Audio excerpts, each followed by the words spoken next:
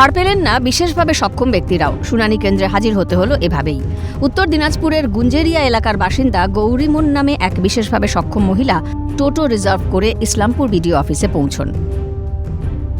কিন্তু সেখানে hearing centre পর্যন্ত যেতে না পেরে তাকে পিঠে করে নিয়ে যেতে হয় তার দিদিকে। শারীরিক অক্ষমতা সত্ত্বেও এভাবেই শুনানিতে অংশ নিতে বাধ্য হন তিনি। শুনানি প্রক্রিয়া বাড়িতে করলে ভালো হতো বলে জানান গৌরীমনের পরিবারের সদস্য ও প্রতিবেশী। গৌরীমন জানান তার কাগজ দেখেছেন আধিকারিকরা। কাগজগুলা দেখলো, ছাপ দিল, তারপরে মোর বইনকে ভাইকে। আচ্ছা, বইন আর ভাইয়ের সাথে আসছেন? হ্যাঁ, মা বাপ নাই। ও কষ্ট করে আসলো, ও পিঠি করে নিয়ে বাড়ি থেকে, এখান থেকে কষ্ট বহুত হলো। পিঠে করে নিয়ে গেলেন ভেতরে? হ্যাঁ, ভিতরে লেগে গেল দোতলায়। 2002 এর বাবার বা মার নাম নাই, ওর আগে মারা গেছে, ওর বাবা মা মারা গেছিল, সেই জন্য নাই।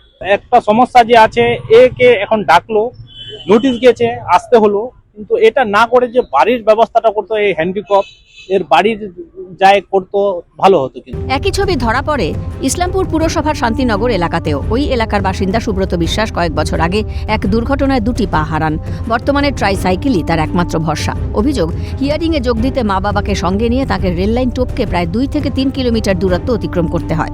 সুব্রত বিশ্বাস ও তার বাবা জানান, যদি বাড়িতে গিয়ে হিয়ারিং হতো তাহলে এই কষ্ট পেতে হতো না। প্রতিবন্ধী লোকের জন্য একটা ভালো ব্যবস্থা করতে হবে। অত দূর থেকে আমি এসেছি, 2-3 কিলোমিটার দূর থেকে, শান্তিনগরের ভিতর থেকে এসেছি, রেল লাইন পার করে। একটু ভালো সুবিধা করলে, বাড়িতে গিয়ে করলে একটু ভালো। ওর বাড়িতে নিয়ে করলে ভালো ছিল। এখন তো আমরা জানতাম না, কাগজ টাগজ করে বড় অসুবিধার ভিতরে পড়ে গেছে। এখন বলছে আপনার ঠান্ডার ভিতরে দাঁড়িয়ে আছে, তারপরে ব্যাপারটা হচ্ছে লাইন দিয়া তো অসম্ভব। লাইন দিয়ে কি করে বাড়িতে, টেনশন তো হচ্ছেই। টেনশন মানে ব্যাপারটা হচ্ছে কি যে ওকে নিয়ে যাওয়া আসা খুবই টেনশন, তারপরে খুবই অসুবিধা। হ্যান্ডিক্যাপ মানুষ, দুটো পা নেই। এই ঘটনার প্রেক্ষিতে প্রশ্ন উঠছে প্রশাসনের ভূমিকা নিয়ে। জানা গিয়েছে, বুধবার ইসলামপুর ব্লকে SIR এর দ্বিতীয় দিনের হিয়ারিং অনুষ্ঠিত হয়। এদিন মোট 368 জন ভোটারকে শুনানির জন্য ডাকা হয়েছিল। সকাল থেকেই বিডিও অফিস চত্বরে হিয়ারিংয়ে আসা ভোটারদের ভিড় ছিল চোখে পড়ার মতো। এ ধরনের সমস্যা পরিবারের কেউ জানালে বাড়ি গিয়ে শুনানি করা হবে বলে জানিয়েছেন বিডিও পিনাকি দেবনাথ। যাদের 85 বছরের বেশি বয়স বা প্রতিবন্ধী বা খুব অসুস্থ, তাদের জন্য তাদের বাড়ি থেকে হিয়ারিং করা হবে। এবং তাছাড়া কেউ যদি এখানে চলেও আসে, তাকে আর আমরা হিয়ারিং রুমে যাওয়ার জন্য তাকে আর কষ্ট করতে বলছি না। আমাদের পুরো যে মাইক্রো অবজারভার ERO টিমটা আছে, তারাই অফিসের বাইরে বেরিয়ে এসে, উনি যদি টোটো করতে বা গাড়িতে করে আসেন, আমরা গাড়ির মধ্যেই ওখানে গিয়ে হিয়ারিং করে নিচ্ছি। না, ওনার পরিবারের কেউ যদি আমাদের আগে থেকে ইনফর্ম করে দেয়, বলে দেয়, ওনার তো পুরোটা দরকার নেই, আমরাই নিচে নেমে এসে হিয়ারিং করে দিই। আমাদের ইনফরমেশন দিলে বাড়ি গিয়েও করে নেবো। শুনানি নিয়ে তরজা তুঙ্গে। অভিযোগ ভিত্তিহীন। বিডিও অফিসের দিকে দায় ঠেলে বিজেপির দাবি, 26,000 শিক্ষকের চাকরি নেই।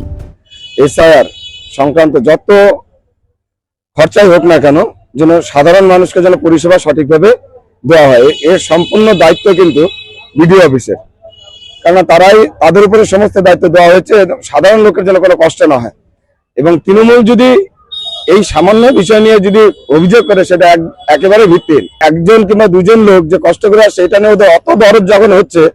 2017 পর থেকে একবারও SSC পরীক্ষা হয়নি। এত বেকার ছেলে, তাদের যে কষ্ট, সেটা তো তারা একবারও ভাবছে না। ওরা 26,000 শিক্ষকের চাকরিও চলে গেছে। দল তাদের পাশে আছে। এদিন সুব্রতর সঙ্গে দেখা করলেন তৃণমূল ব্লক সভাপতি জাকির হোসেন। এদিকে কমিশন হেনস্থা করছে বলে দাবি তৃণমূলের। ঊর্ধ্বতন কর্তৃপক্ষের কাছে তৃণমূল টাউন সভাপতির আবেদন, বিষয়টি যেন মানবিক দৃষ্টিভঙ্গি থেকে দেখা হয়। নির্বাচন কমিশন যেভাবে দিকে দিকে এরকম হ্যারাসমেন্ট করছে, যে কতগুলো বয়স্ক আছে, 85 বছর 90 বছর, কিছু কিছু জায়গায় আপনারা দেখেছেন। কালকে আমি গতকাল দেখলাম বিভিন্ন জায়গায় 85 বছর 90 বছরে 25 কিলোমিটার 30 কিলোমিটার গাড়ি থেকে 10,000 টাকা 12,000 টাকা দিয়ে ভাড়া করে এসে হ্যারাসমেন্ট হয়ে নড়তে পারছে না, চড়তে পারছে না, তাদেরকে এরকম করে হিয়ারিং এ ডাকছে। অক্ষম ব্যক্তি যারা হ্যান্ডিক্যাপ রয়েছে, তাদের যাতে কষ্ট না হয়, তাদের হিয়ারিংটা অবশ্যই যাতে বাড়িতে গিয়ে হিয়ারিংটা করতে পারে, আমি এটা প্রশাসনের SDM এর দৃষ্টি আকর্ষণ করছি। ERO এবং ভিডিও জয়েন্ট ভিডিওকে আমি অনুরোধ করছি যে আপনারা এটা মানবিক দৃষ্টিকোণে দেখুন। অভিযোগ পাল্টা অভিযোগে তরজা শাসক বিরোধী শিবিরে, আর ফল ভুগতে হচ্ছে সাধারণ মানুষকে। আর কত প্রশ্ন ওয়াকিবহাল মহলের। বিশ্বরূপ বিশ্বাসের রিপোর্ট, ক্যালকাটা নিউজ।